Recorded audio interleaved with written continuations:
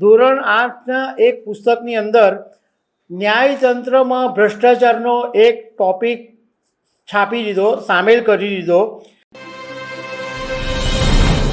આપણા દેશમાં કેન્દ્ર સરકારની national Council of Education Research and training NCERT એક સંસ્થા છે જે CBSE બોર્ડની જે સ્કૂલો છે એમાં પુસ્તકો એના ચાલે છે. એટલે NCERT જે પુસ્તકો પ્રસિદ્ધ કરે એ બોર્ડમાં ચાલે છે અને બાકીના બધા જે બોર્ડ છે એ આ જ પુસ્તકો ફોલો કરે છે. હવે NCERTએ ધોરણ 8ના એક પુસ્તકની અંદર ન્યાયતંત્રમાં ભ્રષ્ટાચારનો એક ટોપિક છાપી દીધો, સામેલ કરી દીધો અને આને કારણે જબરજસ્ત ભડકો થયો છે. CJI ગુસ્સે થયા છે, સુપ્રીમ કોર્ટ નારાજ થયું છે.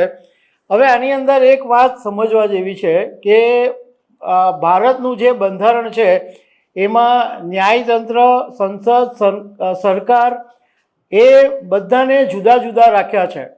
એટલે સુપ્રીમ કોર્ટ છે એ પણ એક અલગ સ્વાયત્ત સંસ્થા છે. સરકાર, સંસદ એ બધું પોતપોતાની રીતના જુદું જુદું કામ કરે છે.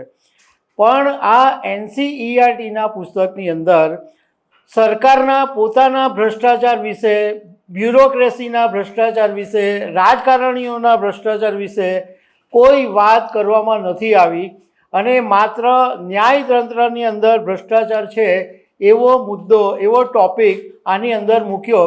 હવે ધોરણ 8માં જે વિદ્યાર્થી ભણે એ 13 વર્ષનો હોય એટલે એના માણસની અંદર એ જ્યારે આ ટોપિક ભણે ત્યારે એની મગજમાં એક એવી છબી ઊભી થાય કે દેશમાં રાજકારણીઓ સારા છે, સંસદ સારા છે, બધા સારા છે, ખાલી આ એક ન્યાયતંત્ર ભ્રષ્ટાચાર છે. તો આ મુદ્દા પર હું તમારી સાથે ડિટેલમાં વાત કરવાનો છું. મારું નામ રાજેશ શાહ છે અને તમે જોઈ રહ્યા છો ગુજરાતના સૌથી મોટા ડિજિટલ ન્યૂઝ પ્લેટફોર્મ ખબરછે.com.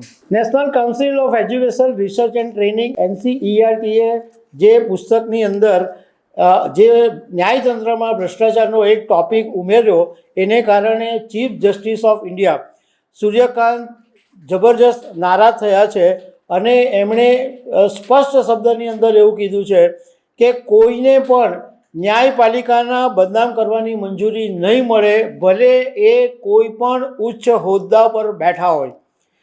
હવે આ જે ટોપિક છે એ એટલા માટે સામે આવ્યો કે બુધવારે Chief Justice of India Suryakant, justice Vipul Pancholi, justice Joymalya બાગચીની બેન્ચની સામે સિનિયર એડવોકેટ કપિલ સિબ્બલ અને અભિષેક મનુ સિંઘવીએ આ મુદ્દો ઉછાળ્યો અને CJIએ કીધું કે આ વાત મને સંપૂર્ણ ખબર છે, સંપૂર્ણ આ વાતની મને જાણકારી છે અને આ સમગ્ર ન્યાયિક સંસ્થા માટે ચિંતાનો વિષય છે. અને CJIએ જે કીધું છે એ બહુ ગંભીર વાત છે. એમણે કીધું કે આ એક સમજી વિચારીને લેવાયેલું પગલું છે.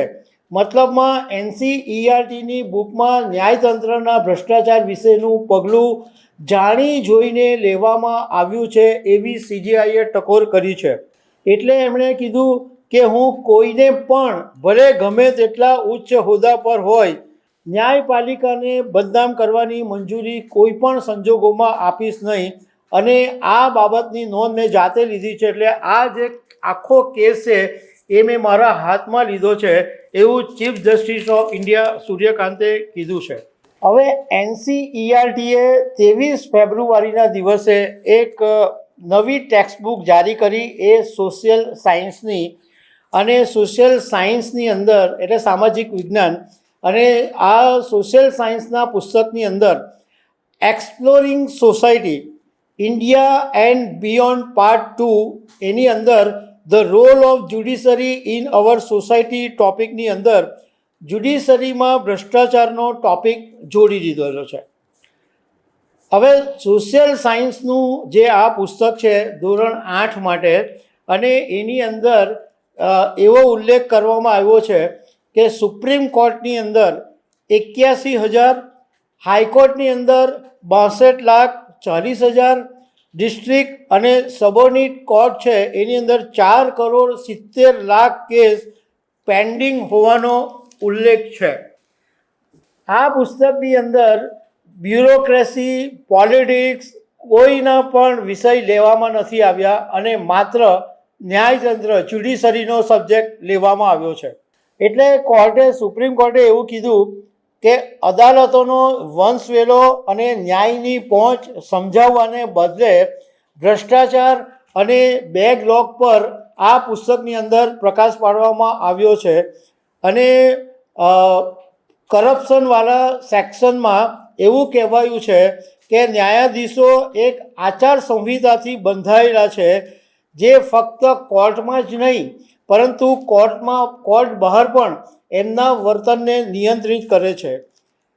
આ પુસ્તકની અંદર એક એવી વાત બી સમજાવવામાં આવી છે કે ગંભીર કેસોમાં ન્યાયાધીશોને દૂર કરવામાં બંધારણીય નિયમ છે એ વાતનો ઉલ્લેખ છે. અને એવું સમજાવવામાં આવ્યું છે કે કોઈ ગંભીર કેસમાં ન્યાયાધીશને જો દૂર કરવા હોય તો સંસદની અંદર મહાભિયોગ પ્રસ્તાવ પસાર કરીને જજને દૂર કરી શકાય છે. બીજું એક એવું પણ અંદર ઉલ્લેખ છે પુસ્તકની અંદર કે લોકોને ન્યાયતંત્રના વિવિધ સ્તરે ભ્રષ્ટાચારનો સામનો કરવો પડે છે. એને કારણે ગરીબો અને જરૂરિયાતમંદોને ન્યાય મેળવવાની સમસ્યા વધુ વણસી શકે છે એવું કહેવામાં આવ્યું છે. આ ઉપરાંત પૂર્વ ચીફ જસ્ટિસ ઓફ ઇન્ડિયા બી.આર. ગવઈનો ઉલ્લેખ પણ આ પુસ્તકમાં કરવામાં આવ્યો છે. બી.આર. ગવઈએ જુલાઈ 2025માં એવું કીધું હતું કે જ્યુડિશરીની અંદર કરપ્શન અને ખોટા કામોના મામલે પબ્લિકના વિશ્વાસ પર નકારાત્મક અસર પડે છે. આ જે ધોરણ 8નું પુસ્તક છે એ 2026-2027માં પ્રકાશિત થવાનું છે.